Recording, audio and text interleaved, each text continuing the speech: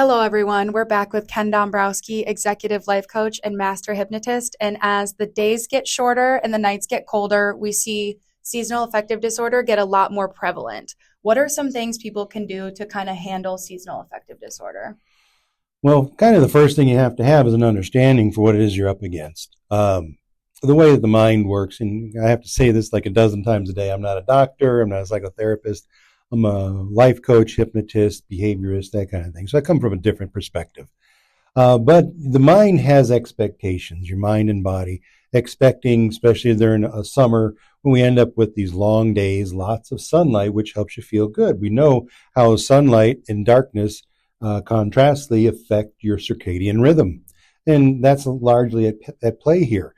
So when the sunlight days get shorter and the night expands, there's less of that light to absorb and use for energy, as well as it just becomes the expectation that it's going to be sunny till 8 o'clock forever.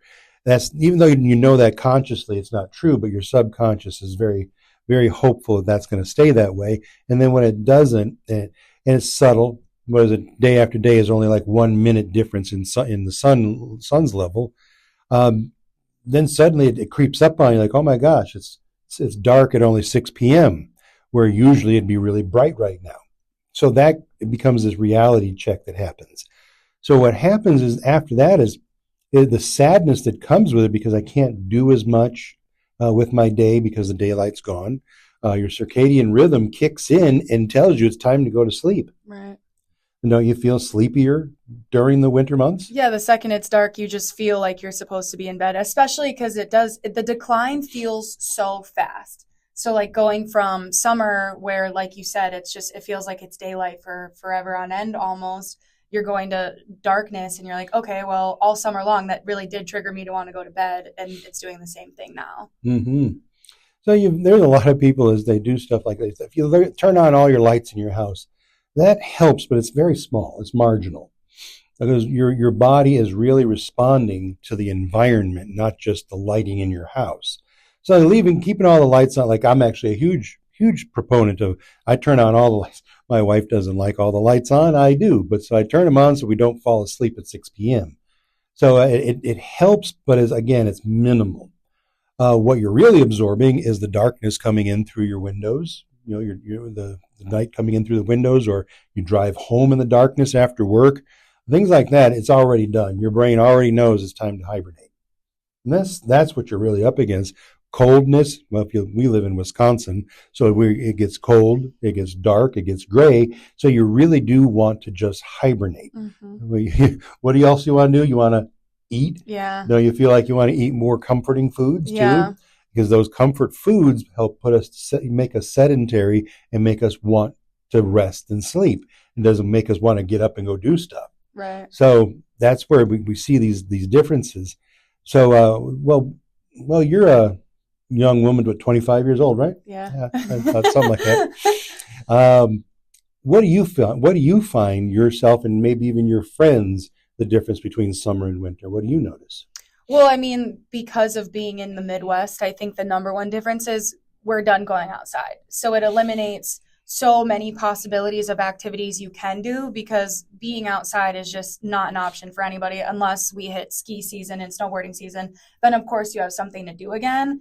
But besides that, it just makes more sense to stay at home and find activities to do primarily inside. And we're not necessarily in the biggest city ever, so our options are limited. So me personally, I just start doing activities at home, like crafts start coming out because you have holidays and whatnot, puzzles, I don't know, I paint, stuff like that. So I just find things to do at home because you lose a lot of your options between summer and winter.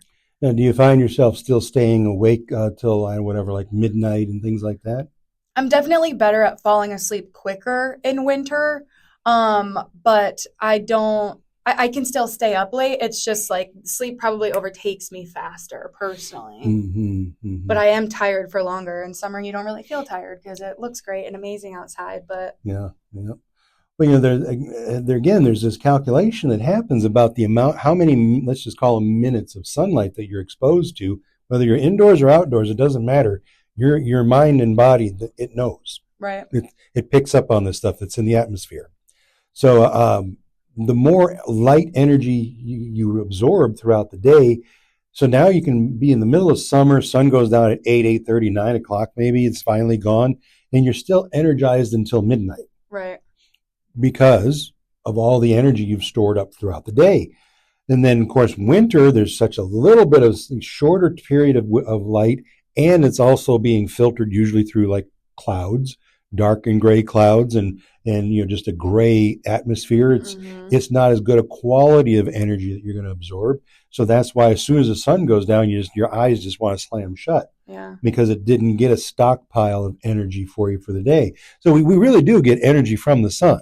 It's been saying for years, scientists say that all life on Earth begins with the sun. So this is a perfect example of that. Well, is there any way to artificially interrupt that? Not that I'm aware of. I've heard of all kinds of lights that you can put, special lights that are supposed to help, and they help such a tiny little bit. It's marginal. You can't really trick the brain to that extent. Exactly. Thing, right? So then what happens?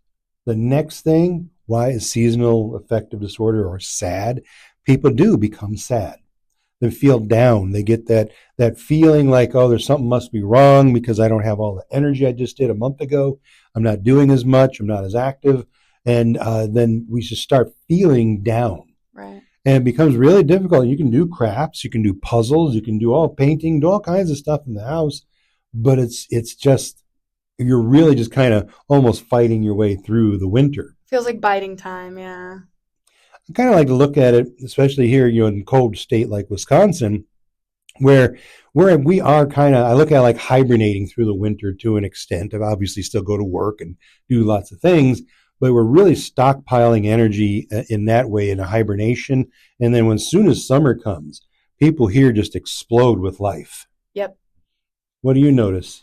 Well, I mean, I think you're totally right, because the biggest thing for me is just the fact that outside is not an option for so many months here. So the second that people can go outside, they take every advantage of it. And I think that makes all the difference, because here, you have 5 months of good, solid outside time. So nobody wastes it, because it really is just way more cherished than if you were somewhere like California or somewhere that stays like relatively warm, because we don't even have the luxury of being like, no, I want to do something outside. It's so bitter cold that'll put you in seasonal affective disorder faster. So I think it really comes back to the fact that there has to be an appreciation for the warmth here. And that also kind of makes the cold suck a little bit more too. Yeah. Well, another part of what's going on here is that what we notice in our office, I should say, is that we get way more calls, right? When it starts, as soon as it starts to get dark early, get colder, we get flooded with more calls, because people are going to already have in themselves, some depression or some anxiety or fears or whatever they might have going on in their stress and tension. But it's okay during those long, summer months when it's really bright and sunny and more to do. You're enjoying life. It's happier.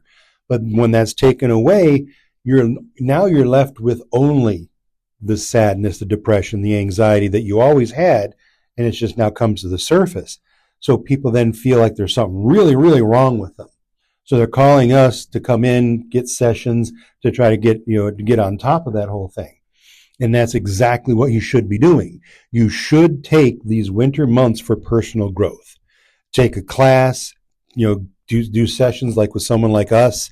Do something that's going to keep your mind working, keep your energy flowing. That's really important. How we can overcome seasonal affective disorder as best as we can. The other thing is just move to Florida or Hawaii, right? That's about the only other option there might be. Right. Not feasible for most people, but still keeping busy and personal growth is great, because now what happens is you're in it, you're feeling it, you're feeling that depression and anxiety that's been there your entire life, been haunting you, plaguing you. Now that's the perfect time to come and see someone like us to work through those issues, because those feelings are so close to the surface. Yeah, it's like people get to the point where they're fed up enough to do something about it. There you go. Exactly. Good way to look at it. So that's kind of my take on seasonal affective disorder. What about you? I think that pretty much covers it. I Okay. mean, especially in the Midwest, I can't repeat that enough. It's just it's hard. It's difficult. Hmm. You lose your sunlight and you lose nice weather. So it's just kind Yeah. of a double whammy, Yep. and it's a Yep. lot to get through. I'm happy for the people that have hunting and skiing and Hmm. snowboarding and those outdoor sports because at least they're making the best of it. But that's not all of us. So, Yeah. It's so funny is we get friends and family from around the country is they're not going to visit us in the winter. oh no, Oh, it's too cold there. Well, we don't spend time outside. no, We go from the warm house to the warm car, drive someplace, go in a warm building. I mean, the worst you have is a couple of minutes when you have your car in a parking lot, before 2 minutes before it warms up while you're driving. That's it. You're not cold. right. I still don't blame those people though because I'm not sure I'd be wandering this direction if I was somewhere else. So, Right. Yeah, good point. thank you so much for that, Ken. Hmm. Be sure to like, comment, and subscribe on this video. Thanks for watching.